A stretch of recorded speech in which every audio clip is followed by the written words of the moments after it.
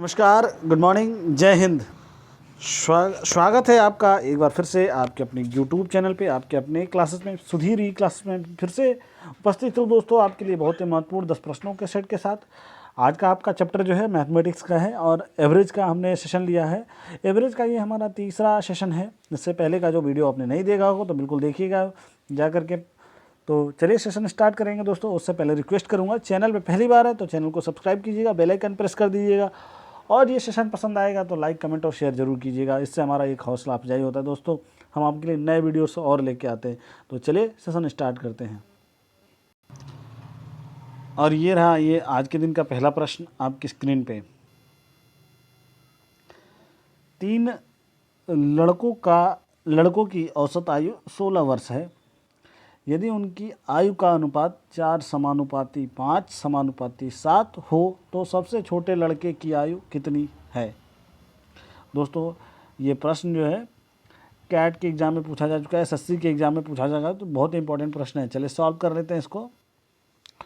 तो हमारे पास 3 लड़के हैं, यहाँ पे देख के 3 लड़के हैं, उनकी औसत 16 है, तो 3 इंटू 16 तो टोटल कितना हो गया एज हो गया 48। Total age 48। ठीक है। अब क्या है, इनकी आयु का अनुपात आपको दे ही रखा है, ये देखिए 4 5 7, तो 4 7 5 12 और 12 4 16। टोटल कितना हो गया 16। इनकी आयु का अनुपात दे रखा है हमारे पास कितना 16। ये देखिए 4 और 5 7 5 12 और 12 4 16 दे रखा है। तो अब 16 को 3 भागों में बांटेंगे, लेकिन किस अनुपात में, किस अनुपात में, ये वाले 48 को 3 भागों में बांटेंगे। तो चलिए निकाल लेते हैं, सॉल्व कर लेते हैं। 48 हमारे पास टोटल एज दे रखा है और सबसे छोटे का उम्र है 4, तो हो गया 48 इंटू 4 और बटा क्या 16। तो 16 तिया 48, 3 चौको 12, तो 12 वर्ष ऑप्शन में दे रखा है। जी हाँ, ऑप्शन सी। ऑप्शन देखिए, ए 8 वर्ष, ऑप्शन बी 9 वर्ष, ऑप्शन सी 12 वर्ष। तो जिन लोगों ने मार्क किया होगा ऑप्शन सी बिल्कुल करेक्ट है, 12 वर्ष। प्रश्न नंबर 2 देखिए। एक परिवार में 6 पुत्रों की औसत आयु 8 वर्ष है। 3 लड़के तथा उनके माता पिता की औसत आयु 22 वर्ष है। यदि पिता की आयु माता की आयु से 8 वर्ष अधिक हो तो माता की आयु कितनी है। अब देखिए सॉल्व कर लेते हैं। एक परिवार है, 6 पुत्र हैं, माता पिता कुल 8 लोग हैं। तो पुत्रों की तो हमें पता चल गई है, पुत्रों की हमें क्या पता चल गई है, आयु। तो 6 गुणे 8, क्योंकि 6 पुत्रों की 8 वर्ष दे रखा है, तो 6 इंटू 8 तो कितना 48 हो जाएगा, 48 वर्ष। लड़कों की निकल गई 48 वर्ष। ठीक है। तथा इनके माता पिता की कुल आयु, अब देखिए 3 लड़के तथा उनके माता पिता की औसत आयु 22 है। तो अभी क्या करेंगे, इसको निकाल लेंगे। ये देखिए क्या दे रखा है, इन लड़कों तथा उनके माता पिता की औसत आयु 22 वर्ष है। तो अब 6 पुत्र थे और माता पिता मेरा कितने हो गए 8, और 8 लोगों का कितना दे रखा है 22। 8 लोगों की औसत आयु कितनी हो गई 22। तो 22 इंटू 8 कितना हो जाएगा आपका, हो जाएगा 176 वर्ष। टोटल कितना निकल के आ गया 176 वर्ष। अब क्या कह रहा है, यदि पिता की आयु माता की आयु से 8 वर्ष अधिक हो तो माता की आयु कितनी है। माता की आयु हमको निकालनी है। तो सबसे पहले क्या करेंगे, हम बच्चों की आयु में से हम टोटल आयु में से बच्चों की आयु घटा देंगे तो माता पिता की निकल के आ जाएगी। तो टोटल आयु था हमारे पास 176 वर्ष। कितना 176 ईयर्स। 176 माइनस 48 करिए, क्योंकि 6 पुत्रों की औसत आयु 8, तो 8 छक्के 48 और ये 22, ये 176 माइनस 48 आप करेंगे तो आपका हो जाएगा 128 वर्ष। कितना 128 वर्ष। अब 128 में से माता की आयु जो है उनके पिता से कम है, इनमें 128 माता पिता की है, तो माना कि माता की आयु कितनी हो जाएगी, यक्स हो जाएगी। और यक्स तब पिता की आयु कितनी हो जाएगी, तब पिता की आयु हो जाएगी यक्स प्लस 8। तो आप सॉल्व करेंगे, यक्स प्लस 8 इक्वल टू 128। ठीक है, अब इसको सॉल्व कर लेंगे। तो 2x इक्वल टू 128 माइनस 8, तो x equal to 2x equal to 120। तो x इक्वल टू 20 छक्के 60। तब माता की आयु कितनी हो जाएगी? 60 वर्ष। और वैसे भी आप घटा सकते हैं, 128 का डबल करिए तो आपका हो जाएगा 128, 60 60 120 और 8। तो माता की आयु कितनी हो जाएगी? ऑप्शन से जिन लोगों ने मार्क किया होगा बिल्कुल करेक्ट है, 60 वर्ष। ये एसएससी की परीक्षा में पूछा गया क्वेश्चन था। चलिए प्रश्न नंबर 3 पे आते हैं। और प्रश्न नंबर 3 देखिए, प्रश्न नंबर 3 आपका जो है ये भी एसएससी की परीक्षा से लिया गया है। एक कक्षा के 30 छात्रों की औसत आयु 15 वर्ष है। एक 20 वर्षीय छात्र कक्षा छोड़कर चला गया तथा इसके स्थान पर 2 नए छात्र आ गए जिनकी आयु का अंतर 5 वर्ष है। यदि अब सभी छात्रों की औसत आयु 15 वर्ष हो तो नए में से छोटे की आयु कितनी है? चलिए सॉल्व कर लें। 30 छात्रों की कुल आयु, ये देखिए 30 छात्रों की औसत आयु 15 है, तो 30 छात्रों की कुल आयु 30 इंटू 15, तो 15 3 45, 450 वर्ष। कितना? 450 वर्ष। अब एक 20 वर्षीय छोड़ के चला गया, 20 की उम्र का एक छोड़ के चला गया, तो 29 लोगों का कितना बचेगा? 29 लोगों का औसत आयु आ जाएगा 430। तो अब 430 निकल के आ गया। अब क्या कह रहा है कि माना 2 छात्रों की आयु, 2 छात्र इसमें आ गए, तो माना कि 2 छात्रों की आयु क्या हो जाएगी? यक्स, और दूसरा क्या है? यक्स माइनस 5 वर्ष। तो कुल 31 छात्र हो गए ना, 29 और 2 31, तो 31 छात्रों का, अब ये 31 छात्रों की औसत आयु 15 वर्ष हो तो नए में छोटे आयु कितनी है? तो देख लीजिए 31 छात्रों की कुल आयु 430 प्लस यक्स और प्लस यक्स माइनस 5, तो कितना हो जाएगा? तो इसको सॉल्व करेंगे तो 425 प्लस 2 यक्स। तो अब इधर से इसको हम मिटाते हैं, आप स्क्रीनशॉट ले लीजिएगा। क्योंकि 425 और plus 2 x upon 31 equal to क्या? 15। तो सॉल्व कर लीजिए इसको। 425 प्लस 2 यक्स इक्वल टू 465। तो 2x इक्वल टू 40, तो x इक्वल टू क्या? 20। छोटे की आयु, तो छोटे की आयु कितनी हो जाएगी? 20 माइनस 5, तो छोटे की आयु हो जाएगी 15 वर्ष। तो जिन लोगों ने मार्क किया होगा ऑप्शन सी बिल्कुल करेक्ट है, 15 वर्ष। चलिए प्रश्न नंबर 4 देखेंगे। प्रश्न नंबर 4, एक क्रिकेट टीम के 2 खिलाड़ियों की आयु क्रमशः 18 वर्ष तथा 20 वर्ष है।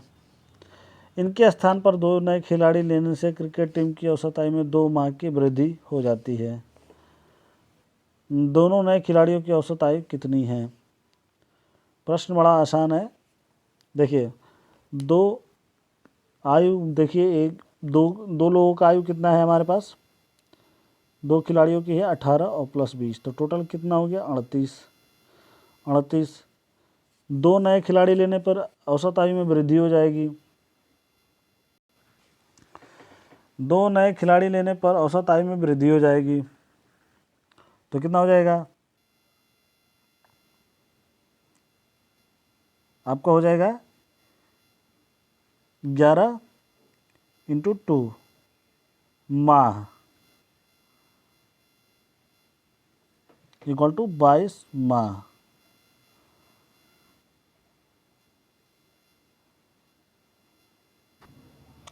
तो 22 माह का मतलब क्या हो जाएगा?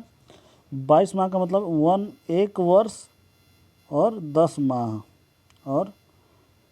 माह। तो दोनों नए खिलाड़ियों की कुल आयु कितना? 38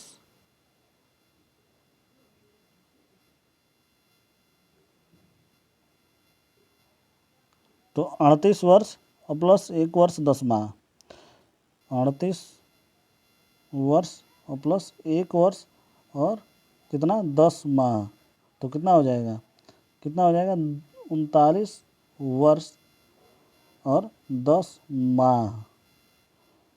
तो ऑप्शन जो है, तो औसत आयु क्या हो जाएगा 1/2 1/2 इंटू 39 वर्ष और 10 माह, 10 माह तो 19 वर्ष और 11 माह, 19 वर्ष 11 माह।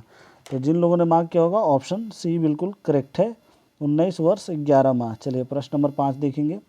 एक कक्षा के 16 लड़कों का औसत भार 50.25 किलोग्राम है तथा शेष 8 लड़कों का औसत भार 45.515 किलोग्राम है। कक्षा में सभी लड़कों का औसत भार कितना है?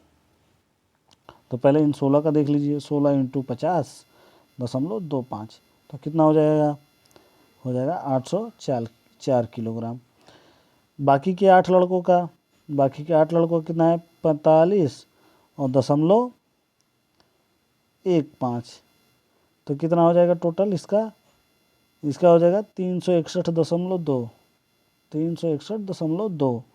अब क्या है 24, 8 और 16 कितना हो गया 24, तो 24 लड़कों का कुल औसत भार तो जोड़ लीजिए, तो ये हो जाएगा 1165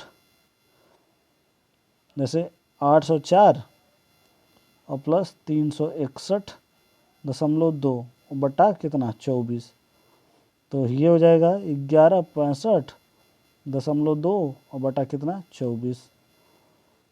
तो हमारा हो जाएगा, इसको सॉल्व करेंगे तो आपका हो जाएगा 48 यानी 48.55 किलोग्राम। औसत भार कितना है? ऑप्शन सी जिन लोगों ने मार्क किया होगा बिल्कुल करेक्ट है। तो ये रहा प्रश्न नंबर 6 आपकी स्क्रीन पे। एक कक्षा में 45 विद्यार्थी हैं जिनमें से 30 लड़के तथा शेष लड़कियां हैं। यदि लड़कियों का औसत भार 45 किलोग्राम तथा लड़कों का औसत भार 52 किलोग्राम हो तो संपूर्ण कक्षा का औसत भार लगभग कितना है? चलिए सॉल्व कर लेंगे। प्रश्न बड़ा आसान है ये। 45 विद्यार्थी हैं, 30 लड़के तथा शेष लड़कियां। तो लड़कियां कितनी हो गई 15।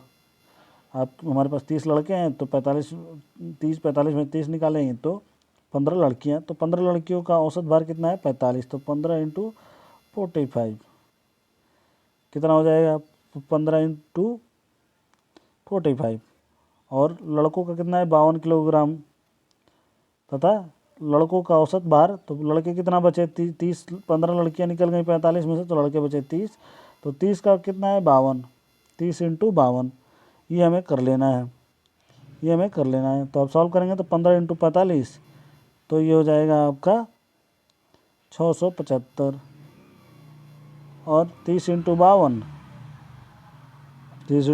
आपका हो जाएगा 1560।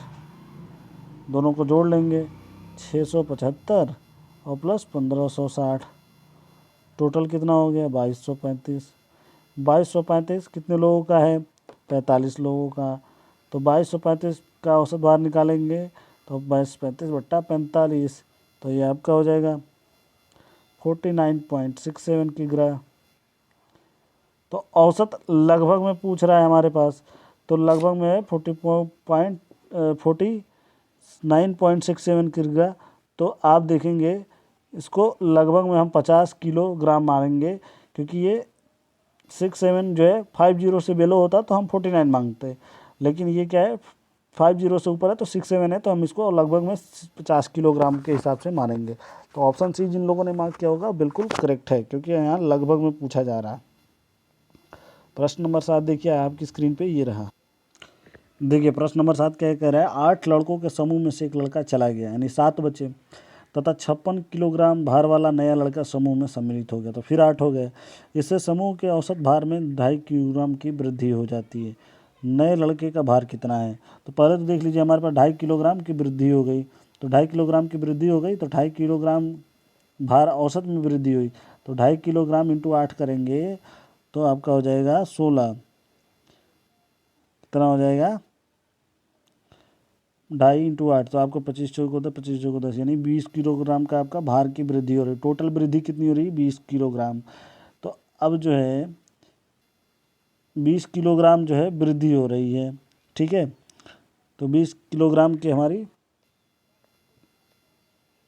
तो जाने वाले लड़के का भार कितना है, जाने वाले लड़के का भार क्या है 56 माइनस 20, यानी जो आया है वो 56 किलो का है। ये देखिए जो आया है ये 56 किलो का है, और इसके आने से हमारे पास 20 किलोमीटर ऐसे ही बढ़ गया। तो जाने वाला का कितना हो जाएगा 56 माइनस 20, तो कितना हो जाएगा 30, 36 किलोग्राम का वो लड़का था पिछला वाला।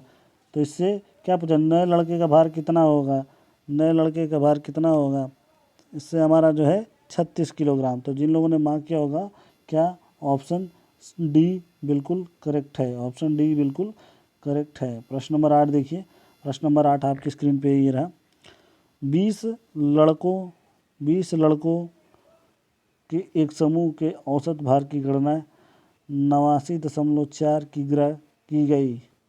बाद में ज्ञात हुआ कि एक लड़के का 87 किलोग्राम भार के स्थान पर 78 किलोग्राम पड़ा गया। तो सही औसत भार कितना है, सही औसत भार कितना है। तो देखिए पहले तो हमारे पास कितने लड़के हैं, लड़के हैं 20, लड़के हैं कितने 20, हमारे पास कितना भार हो रहा है 89.4 औसत भार हो रहा है। तो इनको करेंगे 89.4 इंटू 2, तो हो जाएगा 1788 किलोग्राम, 1788 किलोग्राम। सही भार क्या है 1788,